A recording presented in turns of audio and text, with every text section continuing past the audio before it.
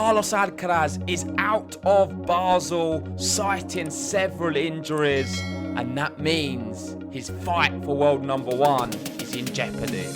Here we go, we've got Relevant Tennis tweeting out, breaking news, Alcaraz withdraws from Basel. It is an ATP 500 event, and that was the event he was playing, which Djokovic wasn't. Of course, Djokovic is targeting both Paris and the ATP finals, and he had a chance, if he was able to win Basel, to be level on points with Novak Djokovic going into them two events. And of course, that means he had a real shot of becoming world number one come the end of the year.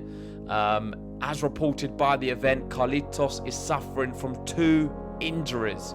So the first one is an inflammation of the sole of his left foot. And the second issue is his gluteal muscles, so in his glutes. And that means for Stan Wawrinka, of course, it is good news because he's able to enter straight into the main draw of Basel. You'd think he probably would have got a wild card anyway. But the big news is all about Carlos. And yeah, it's tough. His performances have been a little bit shaky, sort of since the US Open. I've not read too much into it, but I don't think physically he has been quite there since that match against Daniil Medvedev. We saw him, of course, start the China swing in Beijing.